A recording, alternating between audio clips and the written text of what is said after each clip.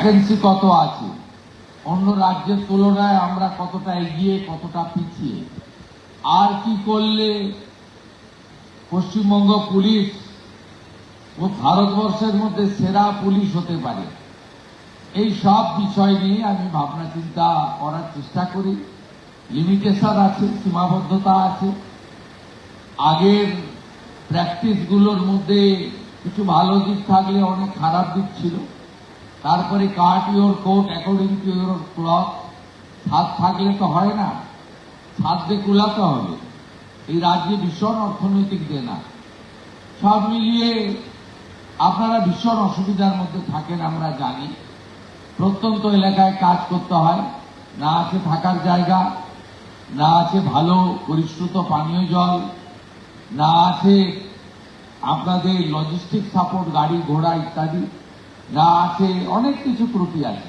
তার মধ্যেও আপনারা পারেন, কারণ গত 2 মাসে বা এই 10 সপ্তাহে আপনারা এমন এমন কিছু কাজ করেছেন, সেটা দুর্নীতি দমনে হতে পারে, আইন শৃঙ্খলা রক্ষা করার ক্ষেত্রে হতে পারে, চিহ্নিত অপরাধীদের গ্রেপ্তার করার হতে পারে, সীমান্ত সুরক্ষার ক্ষেত্রে হতে পারে, অবৈধ অনুপ্রবেশকারীদের চিহ্নিত করার হতে পারে, অথবা আমাদের মা দিদি বোন বা কন্যাদের সুরক্ষা প্রদানের ক্ষেত্রে হতে পারে। আপনারা একটা ডিসিপ্লিন অর্গানাইজ সংগঠন হিসেবে এই অল্প সময়ে অনেকগুলো ভালো নজির তৈরি করতে পেরেছেন। আমি জানি পশ্চিমবঙ্গ পুলিশে যে মানব সম্পদ আছে তাকে সঠিকভাবে কাজে লাগাতে পারলে আমরা যে কোনো রাজ্যের পুলিশ বা কেন্দ্রীয় এজেন্সির তুলনায় আমরা অনেক ভালো ভালো পারফরমেন্স করতে পারব। আপনারা ভালো থাকবেন, আপনাদের মন্ত্রী আপনাদের সাথেই থাকবে। শুধু আইপিএস, ডিজি, এডিজি, আইজিদের সঙ্গে মিটিং হবে তা নয়, আপনাদের মনের ব্যথা যন্ত্রণা, আপনাদের অভাব অভিযোগ, সেটাও আমি কর্ণগোচর করব, আমি জানব, সমাধানের চেষ্টা করব, কারণ আপনারাই হলেন আমাদের সম্পদ। সকলকে আরেকবার শুভেচ্ছা জানিয়ে আমি আমার কথা এখানেই শেষ করলাম। ভারত মাতা কি জয়। ধন্যবাদ স্যার।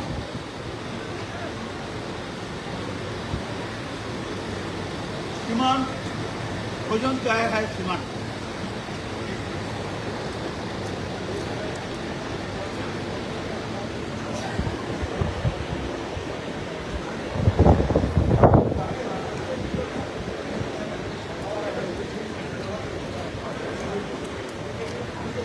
লাইভে আছি।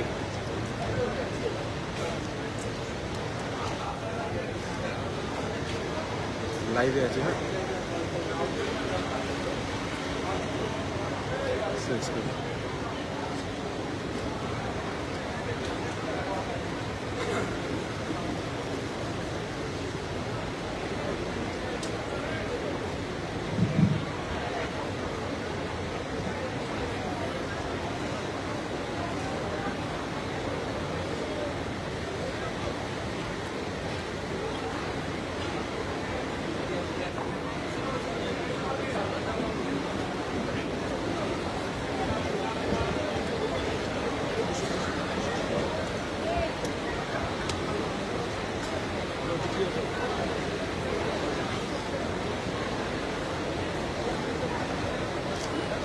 ম্যাম একটু সরে আসবেন।